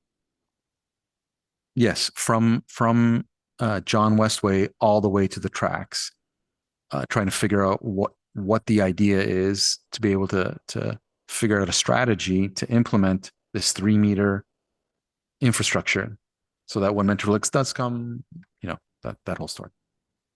Well, that's beyond, my area of expertise. I think that's more with, folks like Gino and, possibly the town. But again, I emphasize that that's what has to happen. Like that really is like top priority. I understand there's expenses involved, but that would just make it so much easier. And then you can go back to, all the people that live, within that 2-kilometer radius of, the station to the east. I'm one of them. That now there's we can see physically that there's a direct, safe way to move along Wellington and get to the station. Because I said in my delegation last night, you can literally stand there at the corner of John West Way and Wellington and Mary Street, and you can see the GO train station 400 meters away, but there literally is no safe way for you to get there with a bike. And it's a fairly bleak and I would say unsafe walk.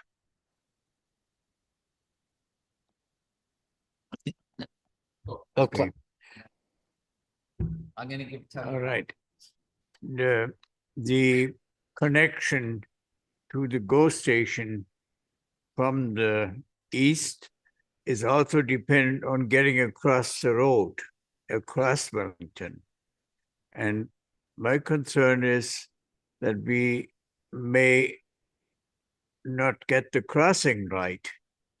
So on the north side, where we have buildings going in, where we're going to have a big condo going in at Industrial and Wellington, for those people to get to the GO station, they have to cross. That's more important than getting east-west. They have to get into the GO station somehow. But hey? Yeah, I can't hear you. There are lights at Industrial Parkway. There are lights at Industrial Parkway for them to cross. Just push your button. It's mine again. My view of this is that the crossing is important, and if it is in place, then one side, as a compromise, one side could have the wider MUP basically, and we would be in order. But we need to get that on the south side, I think. So we have to be able to get across to the south side. And if we have to compromise to get what Gino is talking about, mainly the existing thing into place before we can expect Metrolinx to build a wider underpass, then I think we should be looking at the south side as the key widening for the MUP. So I don't know whether funding, I don't know about the funding model that would have to be accommodating that, but that's where I'm sitting. Sorry, I wanted to ask someone who might know, is there a crosswalk? Because I agree we need the MUP on the south side, but is there a crosswalk to the high school other than Industrial Parkway? Is it possible to put one for cyclists somewhere east of Industrial for cyclists, if there isn't one already? I'm talking specifically about the high school students. There's nothing east of Industrial Parkway, between Industrial Parkway and John West Way. But the lights are really close to the high school. Industrial Parkway is very close to the high school. So regardless then, the cyclists, because I know people who actually cycle that, kids, then that means they have to ride along Wellington on the south. Because I know there are kids who are just cycling on the sidewalks because they don't feel safe along Wellington. But they ultimately have to cross to the south and go along beside the sidewalk to get to high school then, right? At the lights, they would have to cross at the lights, yeah. Gino, or Because when can I just address one quick thing? When Metrolinx is doing the underpass at Wellington or at the tracks of Wellington, we have proposed to them that they put pedestrian crossing going north-south because a lot of people run across the road, as you know, Walton down to get down into that way. So instead of them having to walk all the way down to industrial or go all the way down to the crossing, which is further down when they're building the bridge, if they put a pedestrian crossing on the bridge, so that way people can go from north to south. Now that's long-term, it's shelved we put it on the shelf for a long-term question to be answered because they're out, but that's something that we don't want to forget about as we get into it. Anyway, sorry. You'll see it soon. Can I want to comment on the connection between Yonge Street and the GO station, basically. We're going to have a huge amount of traffic there. And if we arrange that on the side streets, using the side streets differently than we do now, like staying away from Wellington as a means of getting across. If we go to the side street, and I've suggested this before, but I'll say it again. We need to get the speed limits down to where there will be zero collisions, where you can stop on the dime on these side streets. We have to determine which side streets we're going to use to be able to develop them completely as a walk-friendly street. And then we have to deal with speed limits, and we have to deal with the basically maybe even one way of those, because the less we have to worry about traffic, there will have to be traffic because we have residents along those streets who are going to have a car.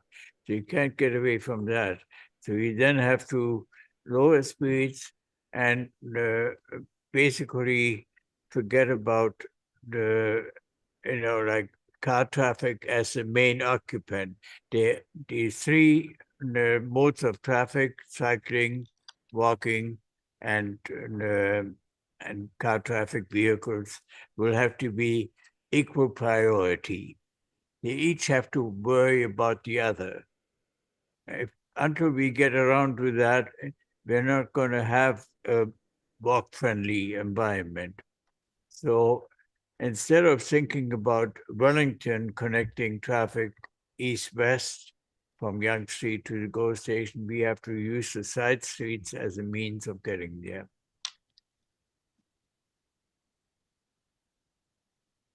Just looking at Google satellite images, that street, whatever that street might be, Klaus, possibly, is Mosley Street. But I'm also thinking about I'm thinking about the one that goes at the south side of the town park, where we have a connection to the cultural center. And we have talked about that before, needing a sidewalk where the trees were. Don't want to take the trees away. So if we pedestrianize basically that street as a connector, sure, we have less need to have another street farther south. We might be able to get away with one street. I think we need two, but the other one has to be farther south still, I think. So, but we do have to think about, like a different design of those streets to make them much more pedestrian friendly. And as I say, the speed limits, there are studies available as to what the speed limit should be to be able to guarantee that there are no fatal accidents there. And those studies should be utilized. We should pull them out and be guided by that. Anyway, it's you need to equalize the priority of all of those modes of traffic. So what I'm recommending for Wellington right now is that again, cycling facilities are not a responsibility of the town on Wellington. That's a York Region responsibility. And I'm going to state that unless you guys think otherwise, I don't know the ownership of the rest, but I think you need to kind of how to get this built is get council on boards asking, leave the sidewalk, their side could be relocated, but build a 1.5 meter as much as you can. Just looking at it right now, you may have to build some toe walls just to fit it in, right? And give them direction that you want this built within the next, I don't know, 4 years or 3 years, send a priority. Get council to send it to York Region to mandate it that you want this work included. If you can get council approval, that's the quickest way, because at the end of the day, if staff, I'm going to tell you right now, if Michael goes to York Region and that, they're going to, okay, you're not a priority, right? If it comes from council, town of Aurora, send something to York Region Council, giving direction, requesting that this be a priority. For whatever reason, you didn't say you heard it from us, but that you want the cycling facilities built. That would be the way to do it, because again, this is a York Region road allowance, and I don't think you should be spending town dollars to build a regional facility. This is a way of ensuring when the bridge does come, okay, that at least you can say, I have this existing facility. You need to give me then the 1.5 sidewalk, the 1 cycling facility, plus what we say a 0.5 meter clearance on both sides of the wall and the railing. You have 4 meters then to be able to, and that'll give you more than enough space. What you see on Rutherford, when I know you don't read my emails, but when I send my, I do. okay, no, but that's what you see. Like I send it so that you can see an example. I do read them. All right. I hope you like the colors. That was urban design nice. that did it. It looks actually quite nice at night. And again, this is the ability to kind of look at things. So that's all I'm going to leave it at. I know it's 9 o'clock and but I think it's important. This is great. So thank you for the document. But I think, like I said, that whole goal and Library Square, we kind of have to think this is where you kind of you need to kind of focus in this area. If I know we highlighted key things, and I know in the story said, oh, projects are concluded in 2012 capital budget. I said, yeah, because that got approved. You have to put it in here, right, to show that you're doing it. So it's good, right? But I know why you did it, right? Because you already got an approval prior to us finalizing this. So just showing that. So it's a good thing. This is a start. And I'm here to help as much as I can. And Sorry. And one more point, when this goes to council, I'm recommending we all show up. Okay. What you did, Steve, was good, but I want to know when this is formally, because I always have to check. So this, I'll put it in. I think it would be good for us to show up and be able to answer and help. Okay. And we'll help you too. I think when they see us, because I think sometimes, not that and intend to undermine, but then we can emphasize some of the things that we think are important. Yeah, because when Metrolinx visited, until I told them in the council chamber, Metrolinx didn't know that there's no way for pedestrians to cross Wellington. They just assumed there was a crosswalk there until I told them.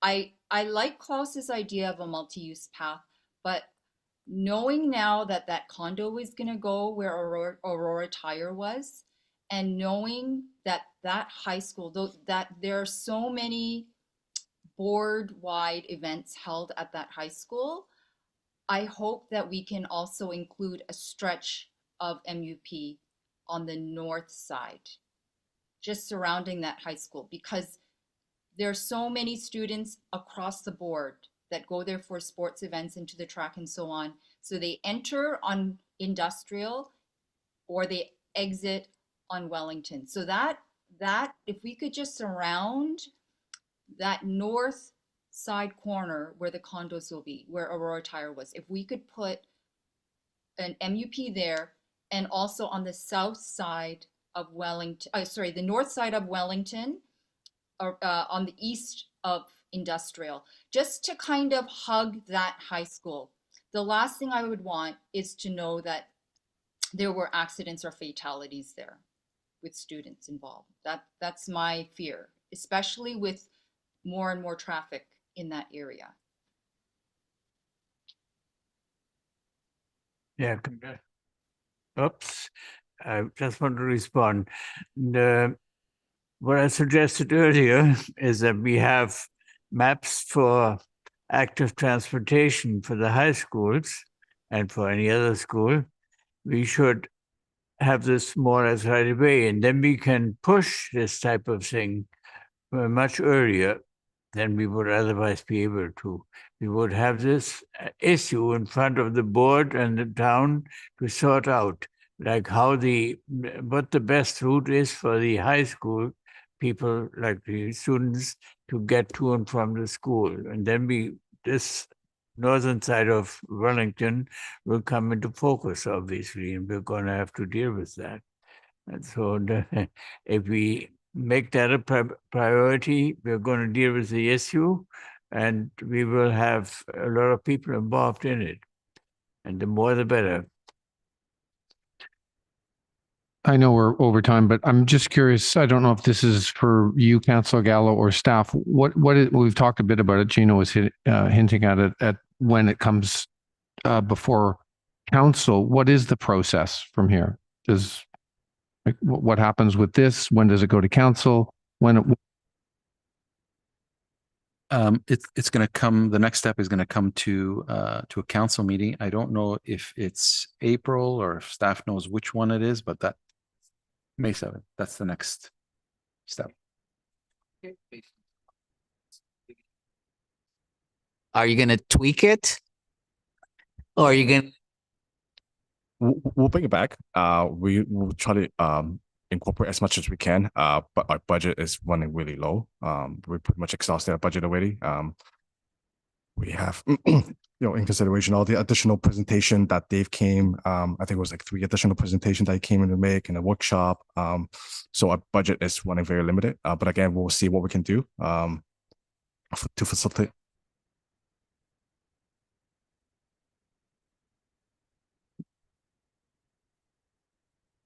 You know, Dave is a resident like I am. Sorry, apologize, Klaus. Usually I thought you could hear me. But I think it's important, the lighting aspect and just noting that it's in there because it will address, and similar like my commentary. I think when we see people coming and complaining about traffic and speeding, I want to try to use what we're doing here to kind of try to address that too. Okay, when we move forward, take that into consideration. And Lily, so I understand what you're really saying is that you want the developer of that condo block to really develop from the back edge of curb to the property line, whatever facility, whatever we envision from sidewalk or cycling, get them to build it. Don't just stop at property line. Okay, does everybody understand that? We are asking, this is what I've said, get the developers to do it, negotiate that in there. Whatever it is that you need to take is that they need to deliver the infrastructure. Now you have a master plan, okay?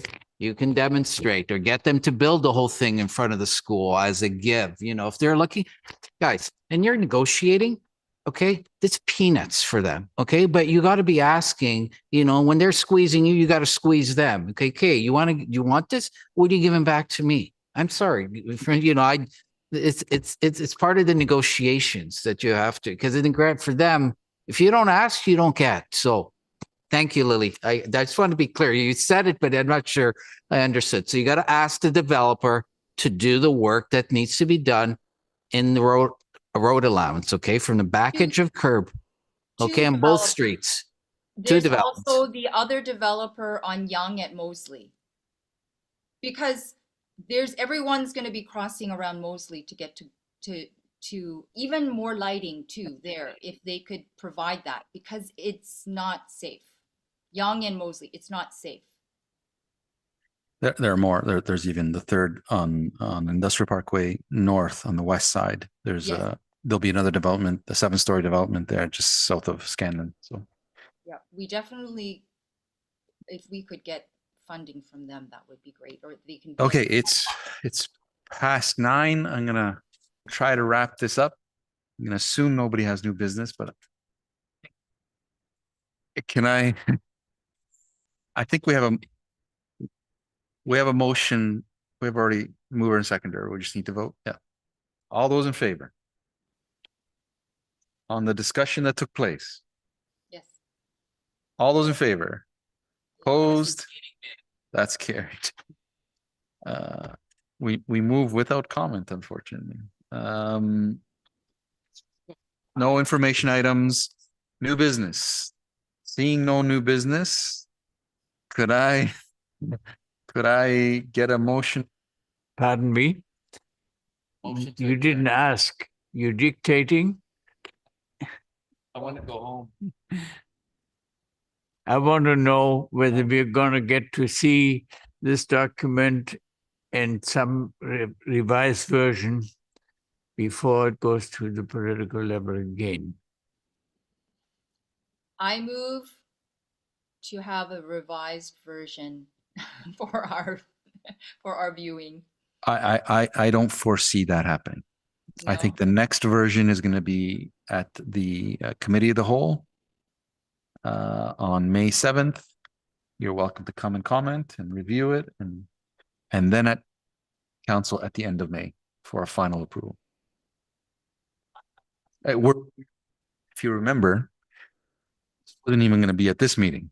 We had pushed to have it once again to hear all of your comments and receive all of your comments, and try to have those influence the document. Otherwise, this wouldn't even been here tonight. Yeah, okay. So are you telling me that our comments, like of which I made several, and tonight will be respected in maybe some way in the redrafting of this, or will there be no redraft period? Well, maybe Michael can weigh in, but what I understood is he's taking these comments. They may or may not, because they'll be included, I assume, in the report under, again, the committee's section on what the committee had recommended. But maybe you can weigh in, Michael, on in terms of the extent to which these comments would affect the document. Yes, to echo Councilor Gallo. So again, in consideration of the limited budget that we have remaining, we will try to incorporate as much as we can of all this great feedback that we have. And the staff report that will be presented to council at the May 7th committee of the whole meeting will have incorporate all the comments that, again, from the committees in one of the section in the report for council to review and consideration. So for example, I know Klaus was looking to put book 15 in there as it relates to pedestrians. Some of those commentary, I mean, those are easy to put in there. I think the focus, legitimately, this is cycling, but pedestrians too, and needs to be focused on that. So I have no issue. That to me is more of administrative change than it is really a technical change in the document. But I'll leave it up to you, your judgment. But I think for all of us that'd like to know, so I want to put that on the record. I like to get an email that confirms when this is going, and then give us the opportunity to show up and make comment. And I think it would be nice, I'm going to say with all my members that are here, to show up and really just support. But, and again, the opportunity to expand on some of the ideas and have council ask us. I have no problem speaking. Just watch what I say, because I know too much. Okay, well, it's May 7th, but I think we can send out an email to confirm that. Any other new business? Seeing none, could I get a motion to adjourn, please? Owen, Gino, all those in favor? Opposed? That's carried. Thanks everyone for your patience. Have a good night.